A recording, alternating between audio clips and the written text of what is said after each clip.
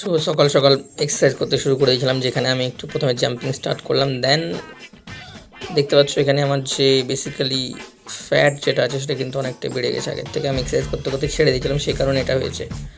তো সব কিছু সেরে টেরে আমি কিন্তু কাজে বেরিয়েছিলাম।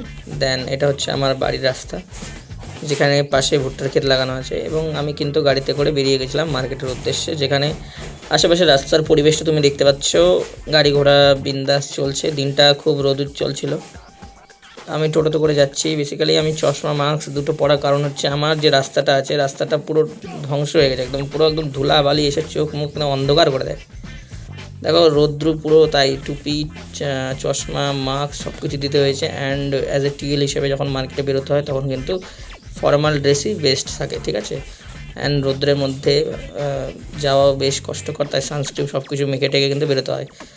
অনেক কিছু প্রিপেয়ার করে কিন্তু যেতে হয়, নাহলে কিন্তু মুশকিল। তো যেতে যেতে এখানে এক বাড়িতে বিশাল একটা পুজো হচ্ছিলো, সেই কারণে আমি একটা ভিউ নিলাম, যেখানে ঠাকুর আনা হচ্ছিলো ট্রাক্টরে করে, ঠিক আছে। অ্যান্ড দেখতে পাচ্ছ বাড়ির মহিলারা কিন্তু বেশ একটু নাচ গান করছিল।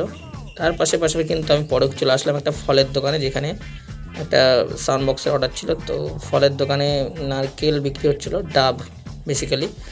ডাব কিন্তু গ্রীষ্মকালে কিন্তু শরীরের পক্ষে খুব ভালো। ডাবের জল যদি খেতে পারো দিনে, খুব বেটার হবে।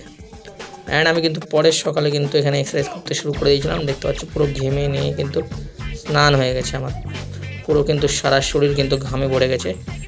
বডির মধ্যে কিছু চেঞ্জেস আসছে গাইস। তো 1 মাস যদি লাগাতার আমি এক্সারসাইজ করি, আমার বডি কিন্তু আগের মতো ফিট হয়ে যাবে, ঠিক আছে।